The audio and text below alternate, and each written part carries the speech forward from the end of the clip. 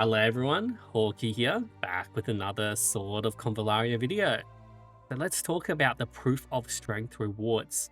The rank 3 just dropped earlier today and everyone's talking about Astral Forge Treasury and the Divine Radiant Ore. So firstly, on the Astral Forge Treasury, this is a pretty good one. So this is Astral imprints from Season 1, Season 2, Season 3, Season 4, and Season 5. We don't have the most recent one, which is a bit unfortunate. Did have SP Samantha and everything, but we got to work with what we have. So usually with the Astral Forge, most people have been buying Season 1 and Season 2. So maybe it's time to stop buying these Season 1, Season 2.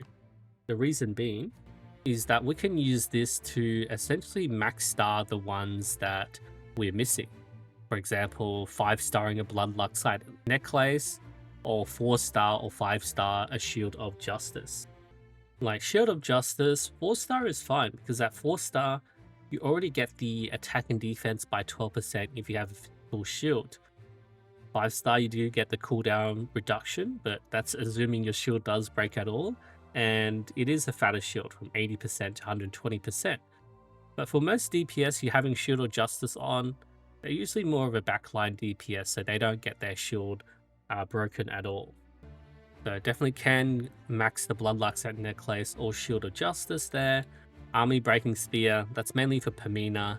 SP Nungol and Parzival further on could make use of it, but that's usually the item that we don't want out of these three. And then Season 2, you have Nocturnal Glow, which is amazing for SP Sophia. Also, if you're playing SP Nana as a support, it's really good as well. And it's the best support sword that we have. So this is a nice one to max out. Maybe can even consider getting a second one. I don't think it's worth getting a second one though. Just reuse your first one. And then we have Nightmare Puppet. So this is best in slot for Convallaria. But a lot of other units can use it, including Afra and the new Vilda support in Cien, Heshan. So that's pretty good. Nirvana, really good for Luvata. AoE damage is good on your mages as well. Like we found that SP Samantha could make use of this. Well, not as well as Luvata, but it's still something decent, and you can create the file tile to cheese. The next season, Season 3, just wasn't really worth it, right? Astral, like he's best. Astra's best in slot, but not really worth that bit of extra. Via, not really, and Meteor Team is just a meme. We have Dawn Moon from Aisha, only really good for Aisha, honestly. Boom Turbidity, this is pretty good for Afra and also Heshan as well. I don't think it is really that worth it to prioritize this. It's just a bit of extra stats for your healers and everything. Like they don't really need to min-max that much. Breath Concealing Ring for Nydia, not many people can really make use of this trinket, but we might see some physical single basic attackers in the future, maybe. I remember thinking like SP Rawia in like a single target focus build could make use of that. But the very last season that is available on this Season 5, this is where the good items are as well. So Blade of Stratagem, Luffy's Astral imprint is very, very good. Like this is like the best DPS sword in the game. So you can use this on Luffy, or you can use it on Astra, and the future units, like you're looking at Lukama, can really make use of this. Very strong sword for her as well. This is another one you could consider getting as well, because Blade of Stratagem, right?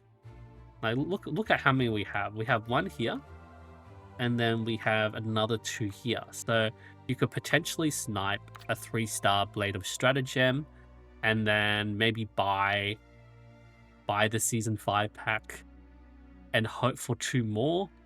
Or if you have the Cornucopia fruit from the battle pass, right? Cornucopia fruit. Where is my yeah, so Cornucopia fruit from the Cornucopia shot. I'll be hoarding so many, but yeah, this is when you can also look at, you know, just getting 2 more and then maxing out that Blade of Stratagem. Otherwise, Like if you pulled on SP Nana's Dawnlight, you could potentially max that out if that's not done. Hammer, Dragon Rise, not really that worth it. But yeah, it's mainly that Season 1, Season 2, and Blade of Stratagem there for the Astral Forge. The next one we're looking at is Divine Radiant Orb. So this is something I do use a lot, like every summon video I use one. So this is whale stuff, right? This is stuff that you can get from the shop. Every banner it drops through 1680. So this is something you want to treasure, because you don't really get much of these as a free to play. Like this is the only way to get them. We've got one here and another one here, so only 2 to get, right? So for these 2, I think I have a few in my inventory at the moment. So this is to raise your, was it under level 40?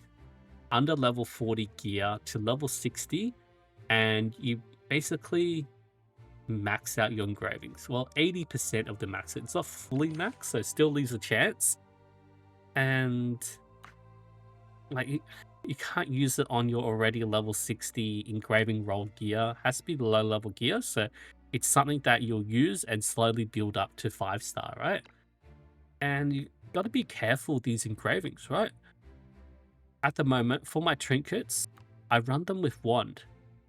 So you need to be consistent. So for example, I can do wand, and then you want to do like 2 attack stats, right? If you're doing this magic attack percentage, and the third one, most of the time you'll go HP percentage, because HP, just having extra HP is pretty much solid for everyone, right?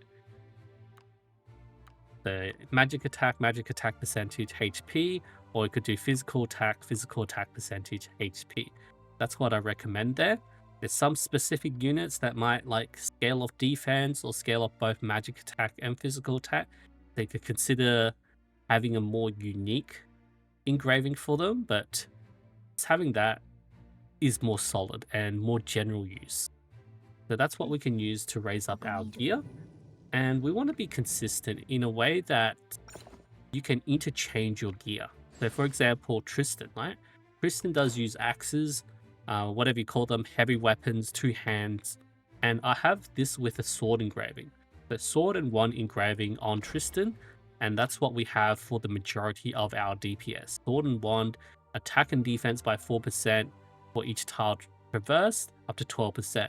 So basically move 3 tiles every turn and you get max value out of this. This is what we want on pretty much all our DPS. And you can see all my other weapons, all my other axes, hammers, whatever they call them, is all on sword engraving. So we got the Gale Sword, Tuning Hammer, Feast Axe, Denial Hammer, Hollow Axe, and I got a Brutal Axe as well. So I can use these interchangeably and switch between whichever one I want, because this is the main sort of engraving you want on all your DPS. And most of my trinkets are here on wand as well, so I could just easily switch my gear, mix and match, and that's how you want to do it. The other option I have for my DPS is I go the cup and wand. So cup and wand, this is more for min-maxing stages. You get the engraving resonance, and when you use active skill, you get the energy refunded, the skill resets. So you can burst out like 2 big ultimates in a row, especially if they're very high energy cost.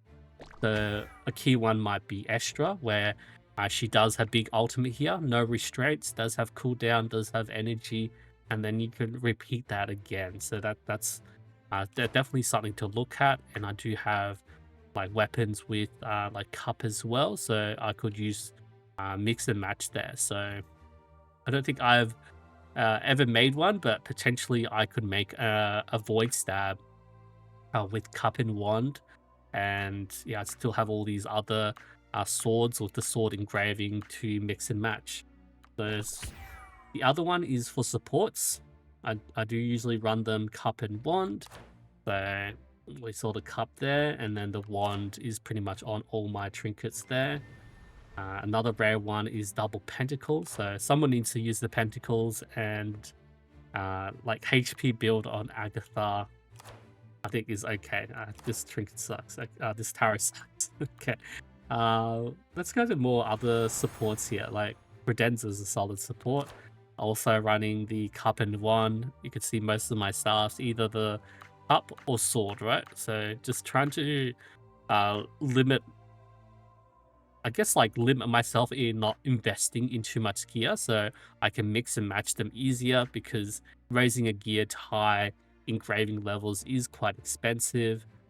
And yeah, just wand on everything else. The other option is I can run double cup. So I don't think I have much cups. Like disaster bottle, I can run double cup for the extra healing. So that's the only other engraving I mainly use. It's just a mix between those engravings there.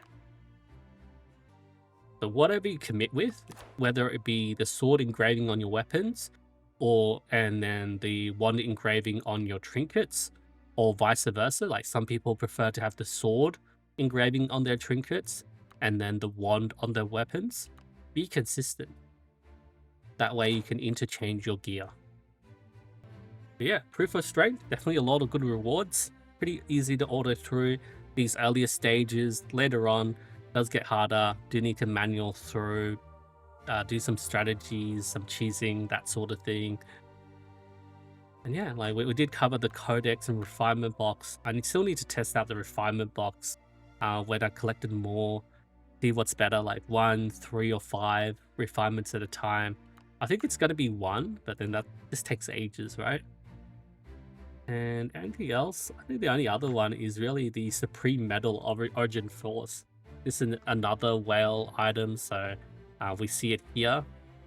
So this raises up your character straight to level 60, and you get all the branches of your skills. So remember, back in the early days, or even now, like raising up your units with the extra skills does cost all the Castalia.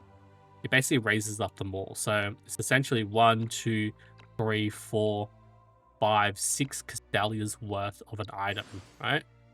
Like if I had I think I used it on like pretty much everyone recently. So yeah, max Castalia, get the max bonus stats for each of the nodes as well. So that's definitely something to save up and use on someone where a lot of their skills are relevant, or you want to have the bonus stat nodes.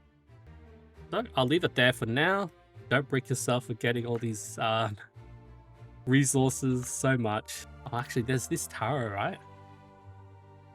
Like, we really want to have like good magician and justice, but that's mostly what we've been farming, right? I think for these selections, I'll probably prioritize getting a good fools, or maybe hangmans, or Murmur of Death. I don't think really. I feel like the only one who really uses this is like SP Mitha.